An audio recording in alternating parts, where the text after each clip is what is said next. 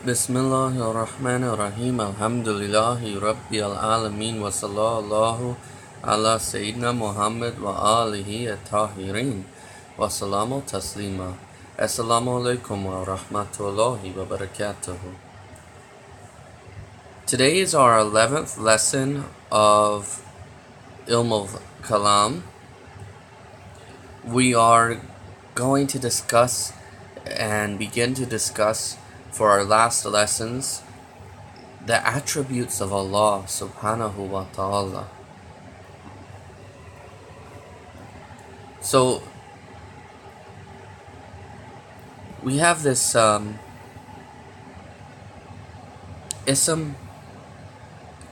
sifa. Ism in Arabic is usually used for noun in Arabic grammar, but ism has different applications. It means sometimes a word which implies a certain meanings, such as in this case ism is synonymous with kalima. Kalima is meaning word, kalima.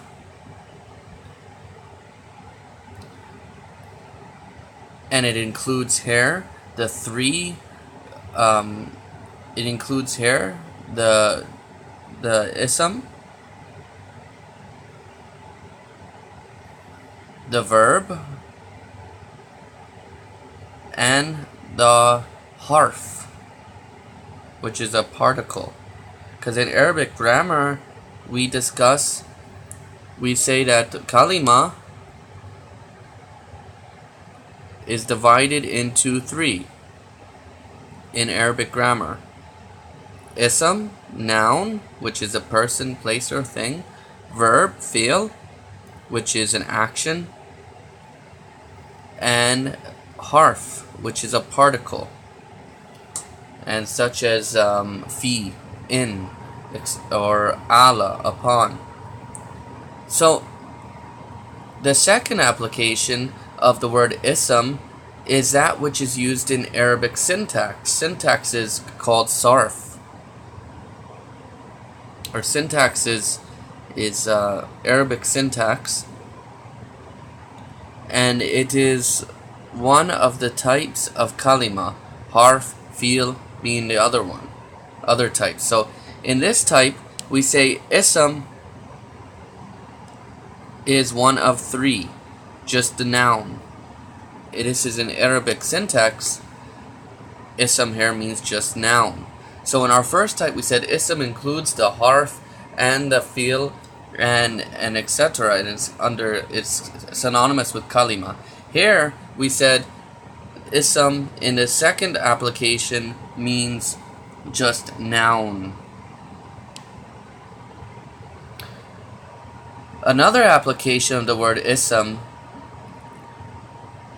which the theologians use, the theologians are called the mutakallimun, and it means any word which indicates the very quiddity mahiyya, or essence, that of an attribute called sifa, without considering its qualification, istisaf, such as the word sama, heaven, ard, earth, rajul, man, jiddar, wall. So since the word sifa has different applications, as we see, we also find the theosophers, the hukama. They call ism the origins of derivations, mushtaqat, as sifa. So they call the origins of derivatives, the origins of derivatives as sifa, and the derivatives as ism. So they say that the origin of derivatives is called sifa, and the derivative is called ism.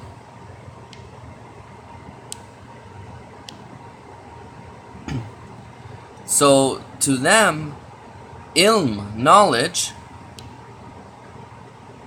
and qudra, power, are sifa. They are sifa. And alim and gadir are ism. So let's give an example. So they say we have this ilm, knowledge. We have ilm, knowledge. This is the source of derivation called sifa. And the derivative is called ism, and that is alim, the knowledgeable, or kudra, powerful, and that is the sifa, the source of derivative, the source of the derivative called mushtaqaqat.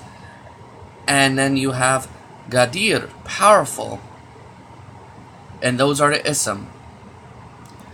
However, the theologians call the derivatives as sifat, or attributes, and the origins as mana, concepts. So the theologians do the opposite. They call the origin as mana,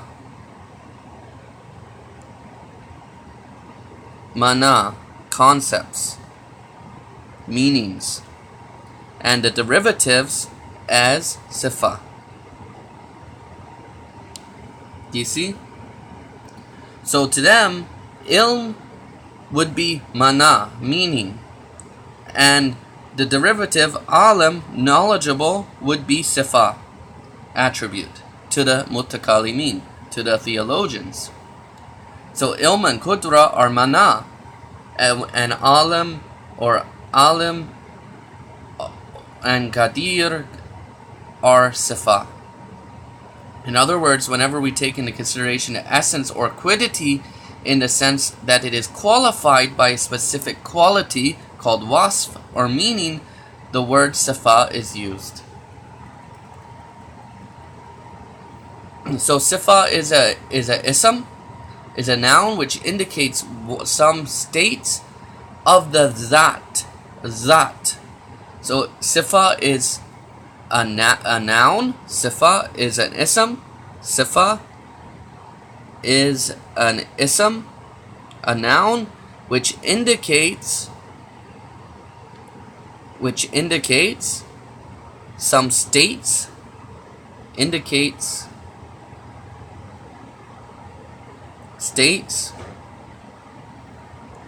of zat. Zat means essence.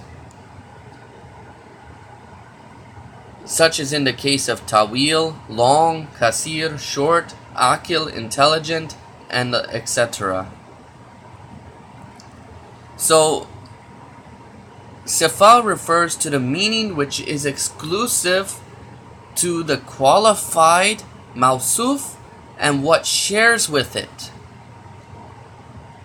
So, sifa refers to the meaning which is exclusive to the qualified and what shares with it.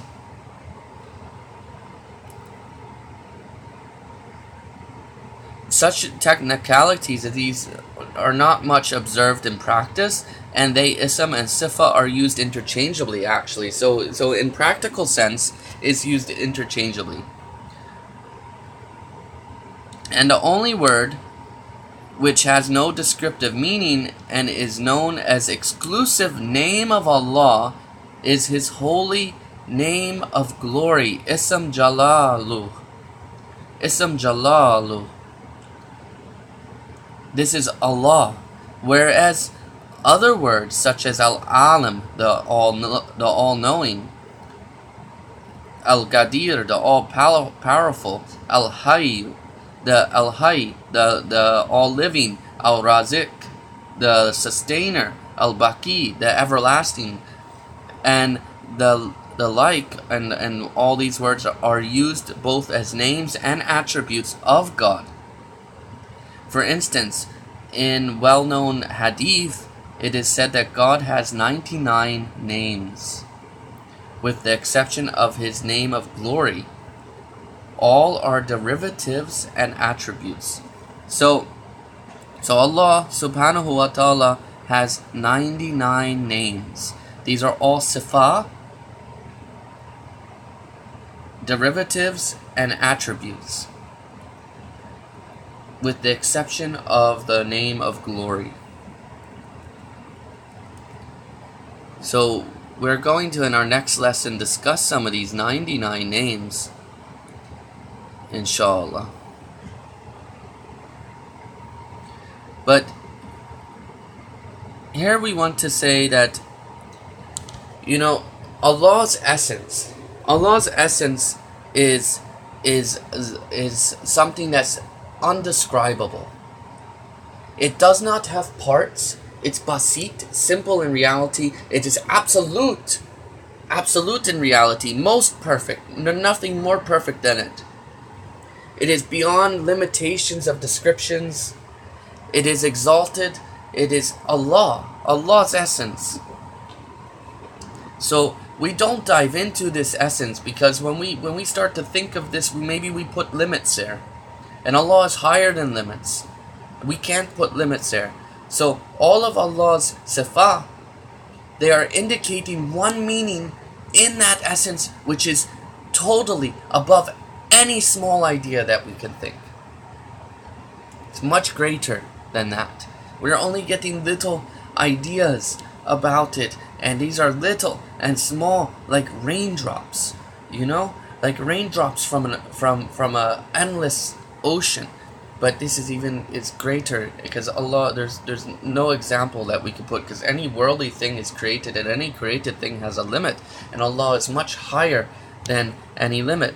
So this essence of Allah is something we don't dive into.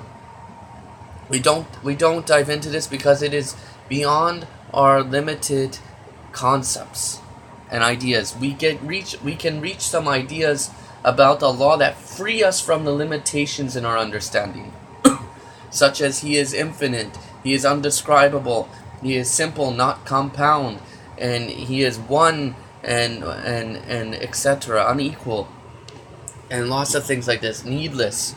So, but to give a mahiyya, a limit, is not possible for the one who has no limit. So we can't put a limit there. Allah is exalted and great. We say Subhanallah, Subhanallah, Subhan means to float above. So when we say Subhanallah, we mean that Allah is high, elevated, high. He's very high.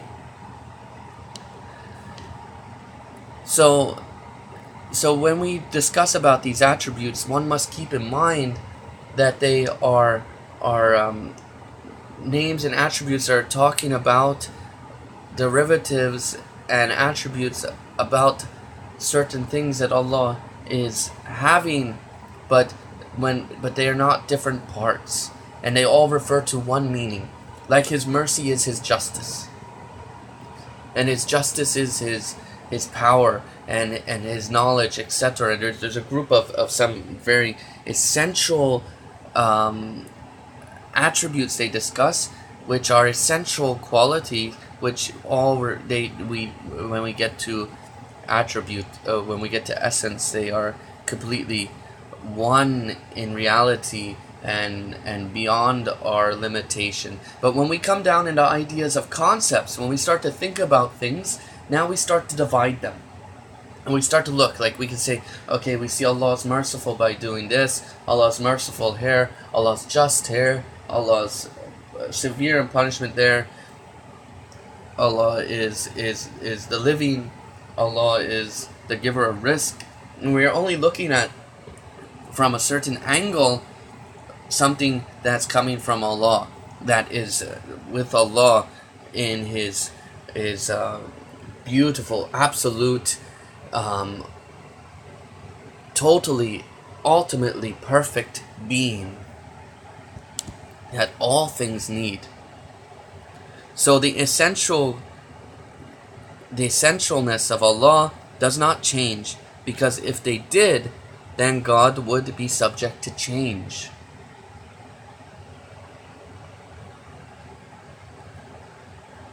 Okay, so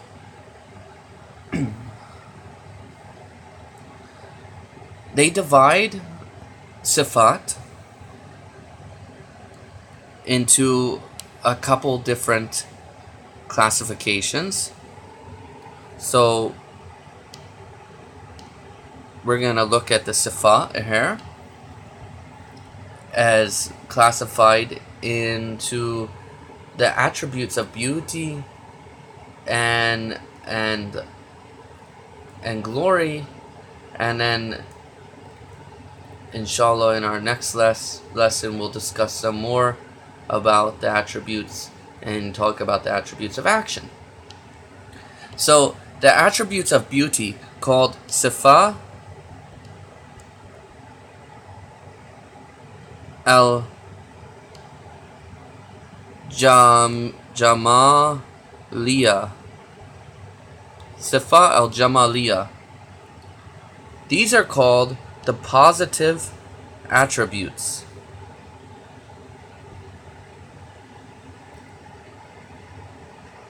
Or sifa al-Thubutiyya. So positive attributes is sifato al-Thubutiyya, and attributes of beauty are sifato jamaliya. These are the same thing.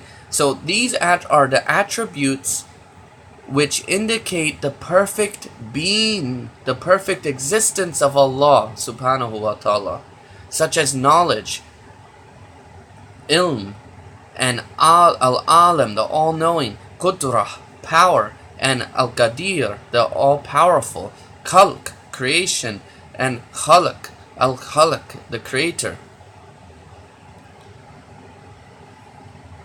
Rizq, sustenance, and al-razik, the sustainer. So he's al-razik, he is al-khalq, he is al-qadir, and he has qudrah. So creation, he creates, and he has power to create, and razik, he's the sustainer, and the like. The attributes of glory, jalaliyya. So we had said first, the first derivation was attributes of beauty, sifatul jamaliya, or the positive attributes, thubutiyya, such as ilm and qudra and al-razik, the sustainer. And then we said, and then the second one that we, besides the positive attributes, are called the negative attributes. So these are the negative attributes. These are called al-sifat al-salabiyya, or sifat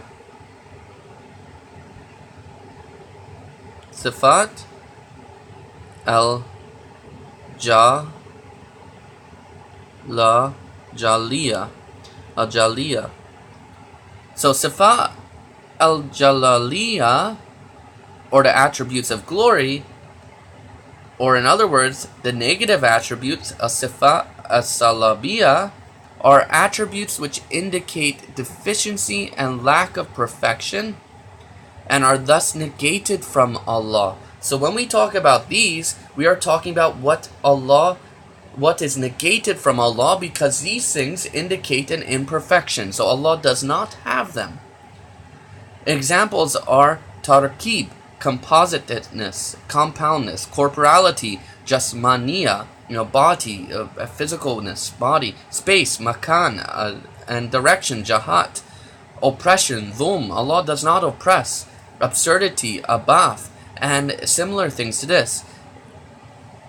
In this regard, Mullah Sadr al-Mutalihin says, these two terms, the attributes of beauty and glory, are consistent with the expression of Dhul al-Jalal wal-Ikram, the majestic and munificent.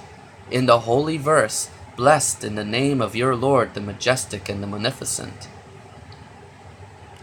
For the attributes of glory, al-sifat al-jalal, are those attributes which make the essence of God immune from similarities with others. And the attributes of munificent, sifat al-akram, are those with which the essence of God is adorned. Thus, God is described with the attributes of perfection and immune from deficiency with the attributes of glory.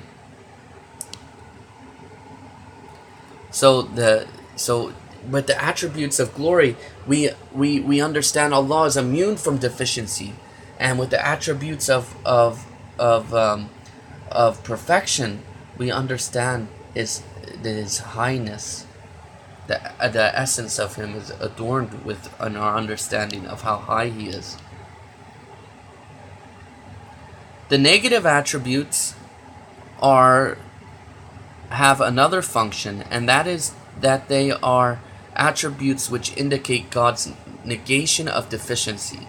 For example, Al-Ghani, the self-sufficient, the rich; Al-Wahid, the one; Al-Qudus, the holy one; Al-Hamid, the praiseworthy, and similar to this. So this is our lesson for today. In our next lesson, we will discuss about seeing Allah, and we'll discuss some more about the attributes, inshallah. Wassalamu alaikum wa rahmatullahi wa barakatuh.